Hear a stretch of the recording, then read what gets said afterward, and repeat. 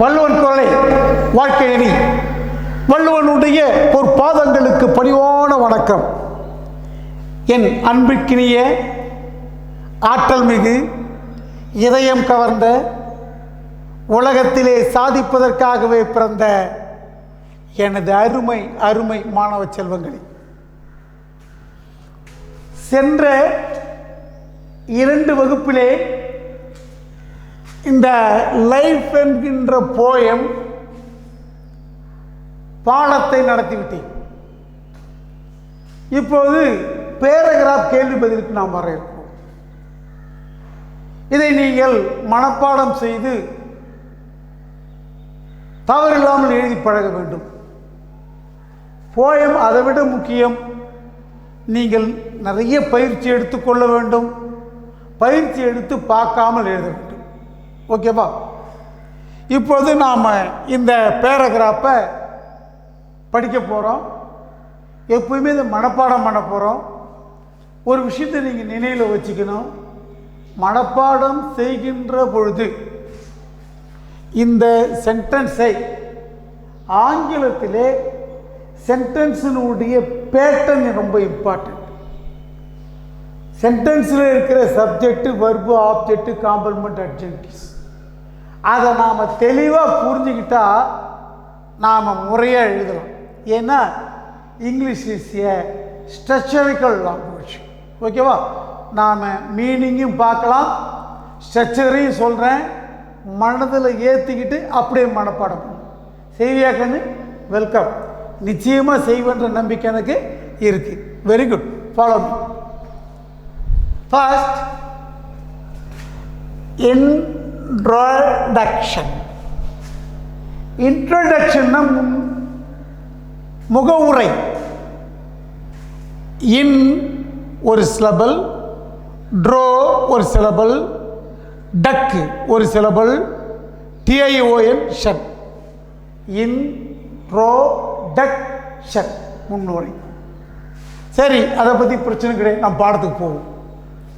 நாம் பார்க்கும்பொழுது இந்த first sentence, Henry van Dyke was an American author, poet, educator and a clergyman.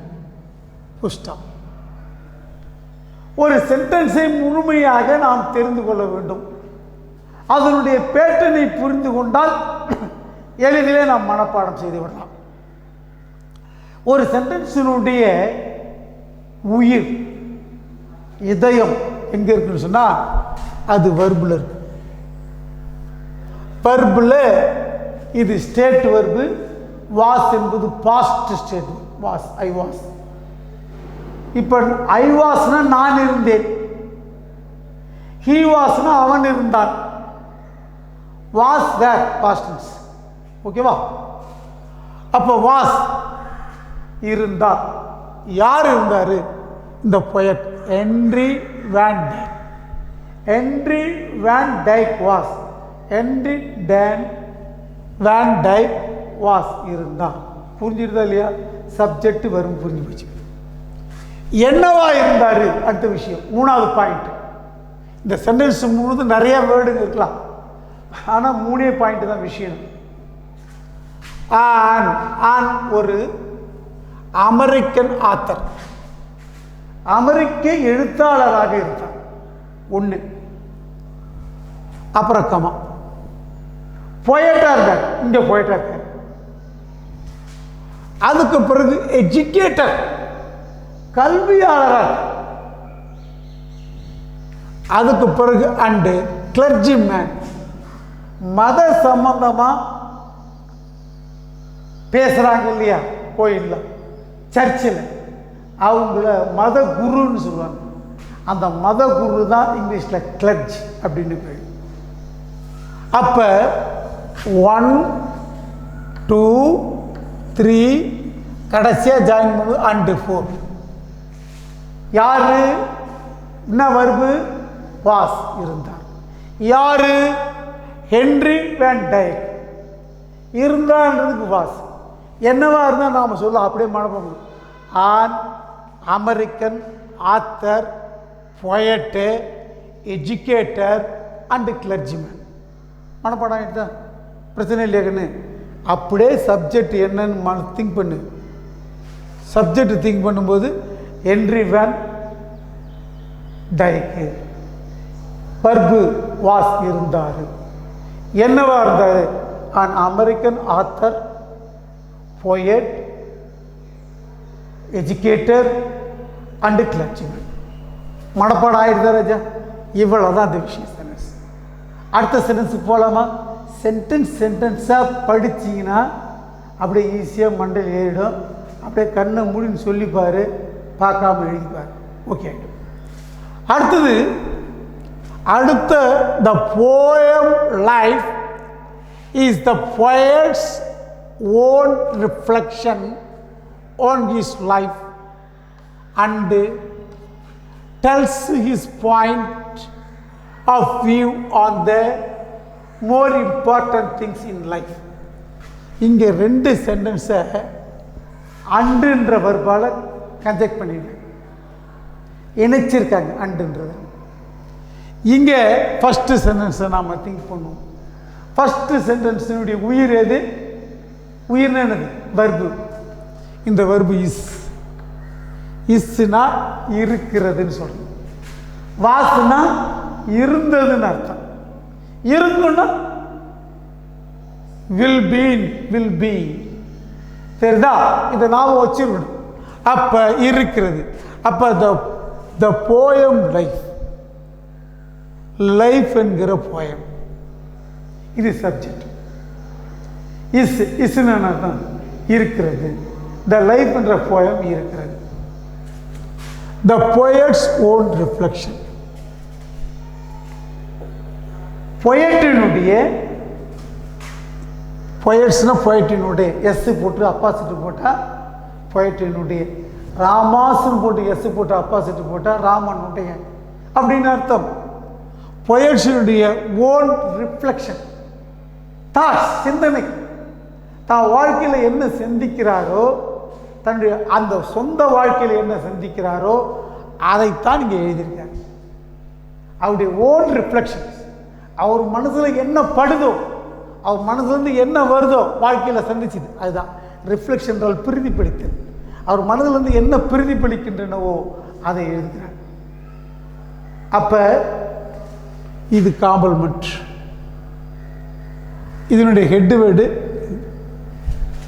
Reflection. அப்போ பொயட்ஸினுடைய own reflection எழுதுறார். ஆக்சுவலாக the poem is a reflection. என்ன reflection? Own reflection. யாருடைய own? பொயட்ஸினுடைய ஓன் ரிஃப்ளெக்ஷன். எங்க? ஆன் ஹிஸ் லைஃப், அவருடைய வாழ்க்கை. அவருடைய லைஃப், அவருடைய வாழ்க்கையில் என்னெல்லாம் அவர் மனசில் பிரதிபலிக்கிறதோ அதை. ஓகேவா? புரிஞ்சு போச்சா? என்ன சப்ஜெக்டு சொல்லுங்க பார்க்கலாம். The poem லைஃப்ன்றதான் subject. வர்புன்னு என்ன வருது? பொயட்ஸுடைய own reflection, poet's own thoughts இருக்குது. எங்கே?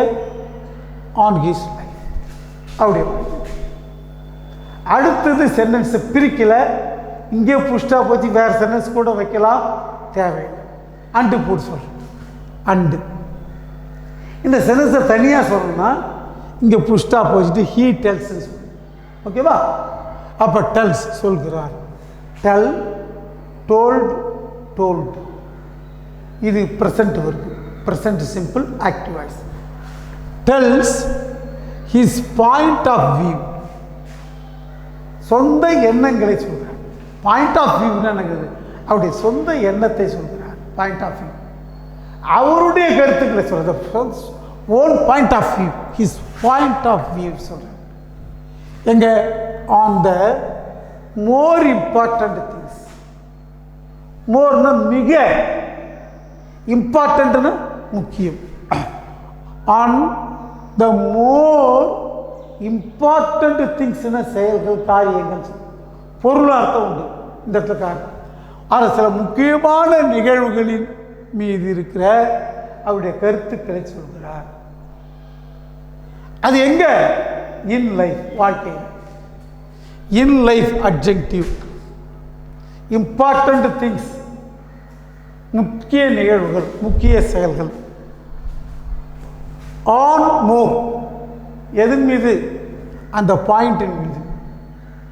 இம்பார்ட்டன்ட் திங்ஸின் மீது அவர் மனதில் படுகிற விஷயத்தை சொல்கிறார். டெல்ஸ். எதை சொல்றாரு? ஹிஸ் பாயிண்ட் ஆஃப் வியூ, அவருடைய எண்ணங்களை சொல்ற. ஹிஸ் ஐடியான்னு சொல்லல. அதுக்கு அடுத்து ஆன் மோர் இம்பார்ட்டன்ட் திங்ஸ், முக்கியமான எல்லாத்தையும் சொல்லிட்டு இன் லைஃப், வாழ்க்கை. புரிஞ்சுக்கிட்டாக்கன்னு அடுத்த விஷயத்துக்கு போகிறோம். த போயட் விஷ், போயட்டினுடைய விருப்பம். The poet's wish. இங்கே சென்டென்ஸை படிப்போங்கன்னு. The poet wants to lead a joyful life with forward face and unreluctant soul. இதோட புஷ்டம். இப்போ இந்த சென்டென்ஸில் எதுக்கு என்ன உயிர்? வாட்ஸ், ஆக்ஷன் வருது. இது ஸ்டேட் வருது, இது ஸ்டேட்டில் பாஸ்ட் வருது. அப்போ வாண்ட்ஸ் என்றால் என்ன? விரும்புகிறார். The poet wants. ஏன் வாண்ட்ஸ் போட்டீங்க? வாண்ட் போடக்கூடாதா? I want, you want, Ravi wants. Third person singular இருந்தால் எஸ் சார். ஞாபகம் வச்சிருக்கீங்களா? மறந்துட்டீங்களா? ஞாபகம் வச்சிருக்கீங்க. அப்போ த போயட் வாண்ட்ஸ், போயட் விரும்புகிறார். போயட் வாண்ட்னு போடக்கூடாது. The poet wants to lead. Lead என்றால் கொண்டு செல்வதற்கு. To lead, to carry out. To lead, to carry out, to attack. அப்போ லீட் கொண்டு செல்ல விரும்புகிறார். Poet subject, verb wants. To lead infinity. Wants to ஈட்னா சாப்பிட விரும்புகிறார். வாண்ட்ஸ் டு பிளேனா விளையாட விரும்புகிறார். வாண்ட்ஸ் டு லீட்னா கொண்டு செல்ல விரும்புகிறார். எதை கொண்டு செல்ல விரும்புகிறார்? A joyful life. இது ஆப்ஜெக்ட். லீடுக்கு ஆப்ஜெக்ட். அப்ப லைஃப் என்பது நவுனு. அந்த நவுனு எப்படி இருக்குன்னு சொன்னால் joyful, joyful, joyful life, happy life, merriful life அப்படின்ற விஷயம். இதெல்லாம் அட்ஜெக்டிவ். அப்போ மகிழ்ச்சியான வாழ்க்கையை கொண்டு செல்ல விரும்புகிறேன். எல்லாருமே அதான் விரும்புவாங்க. த போயட் வாண்ட்ஸ் லீட் எதை கண்ணு? A joyful life. A joyful life. புரியுதா? அடுத்தது அது எப்படி? அட்ஜெக்டிவ். வித்து, உடன். With forward face. ரெண்டு விஷயம் சொல்றாரு. ஃபார்வேர்டு ஃபேஸ்னா எதுவுமே முன்னோக்கி செல்லணும், பின்னாடி பேக்வேர்டு ஃபேஸ். எப்போதுமே முடிவெடுத்துட்டு பின்வாங்கக்கூடாது. அதுக்கு இப்போ ஃபார்வேர்டுனா முன்னோக்கி செல்லுது. ஃபார்வேர்டு ஃபேஸ்னா நடக்குது, வாக். Forward face. அப்போ வித் ஃபார்வேர்டு ஃபேஸ் அண்டு ரெண்டாவது விஷயம் அன்ரிலக்டன்ட் சோல்.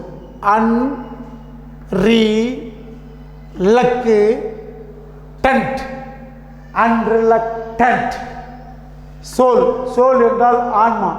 இந்த இடத்துல எண்ணம். ரிலக்டன்ட் என்றால் மறுப்பு. அன்ரிலக்டன்ட்னா மறுப்பு இல்லாத. ஹாப்பி என்றால் மகிழ்ச்சி, அன்ஹாப்பி என்றால் மகிழ்ச்சி இல்லாத. அதை போல அன்ரிலக்டன்ட் என்றால் மறுப்பில்லாத சோல், ஆன்மா, எண்ணம். மறுப்பில்லாத எண்ணம் நமக்கு தேவை. ஒரு வேலையை செய்யணும்னு சொன்னால் உன் மனசு என்ன செய்யணும்? செய்ய சொல்லி தூண்டணும். வேணாம், விட்டுடலாம் அப்படின்னு. எல்லாருக்கிட்டையும் ரெண்டு குரங்கு மனசு இருக்கு. நல்ல மனசு, குரங்கு மனசு. ஆனால் மனிதன்கிட்ட எது ஜெயிக்குது? குரங்கு மனம் மட்டும்தான் ஜெயிக்கும். நல்ல மனம் ஜெயிச்சிருச்சுன்னா ரொம்ப ரேர். அவன் அச்சீவ் பண்ண ஆரம்பிச்சிடலாம். அப்போ த போயட் வாண்ட்ஸ் என்ன கண்ணு? டு லீட் எதை கண்ணு? A joyful life.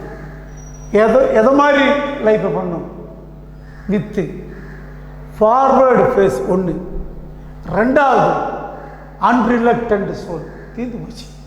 The poet wants to lead என்னங்க ஜாய்ஃபுல் லைஃப் வித்து என்னங்க forward face and unreluctant soul. புரிஞ்சிட்டு இருக்கும்னு நினைக்கிறேன். அடுத்த சென்டென்ஸ் போகிறேன். He wants neither hurry to his goal nor move away from his goal. இந்த 2 பாயிண்ட் நல்லா ஞாபகம் வச்சுக்கணும். நெய்தர் நார்ன்ற விஷயத்தை சொல்றாரு. நெய்தர் நார் என்பது கோஆர்டினேட் கன்ஜெக்ஷன். நெய்தர் நார்னா சொல்லப்படுற ஒரு பாயிண்ட் இன்னொரு பாயிண்ட், இதுவும் இல்லை அதுவும் இல்லை, அதான் நெய்தர் நார். இன்னொன்று இருக்குது இதே மாதிரி, எய்தரா இதுவோ அல்லது அதுவோ, வெதரா இதுவோ அல்லது அதுவோ.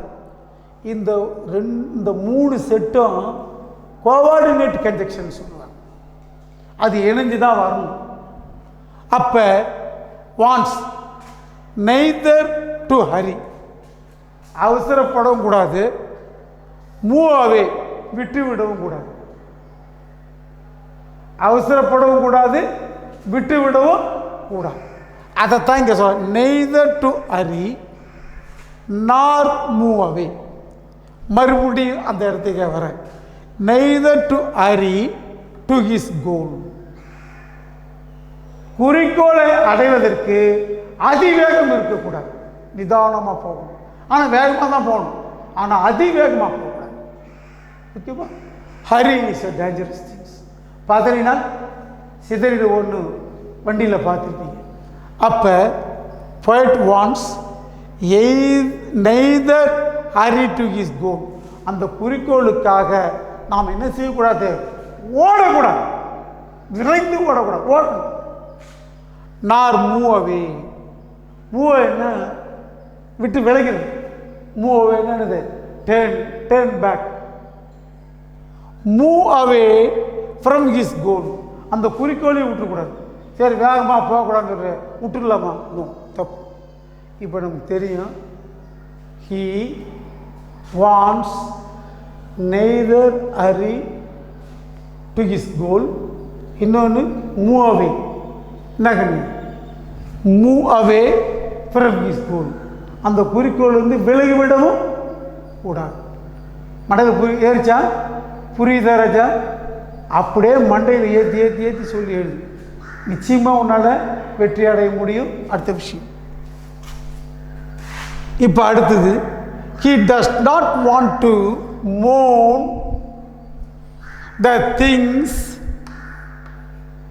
that he has lost. இப்போ இங்கே வர்பு வாண்ட், ஹீ தான் சப்ஜெக்ட், வாண்ட் வர டஸ் நாட். இப்போ இந்த வர்பு நெகட்டிவ் வர்பு, செய்யலன்னு சொல்கிற விஷயம். ஹீ டஸ் நாட் வாண்ட், அவர் விரும்பவில்லை. I do not want, you do not want, Ravi does not want, விரும்பவில்லை. He does not want to Mon.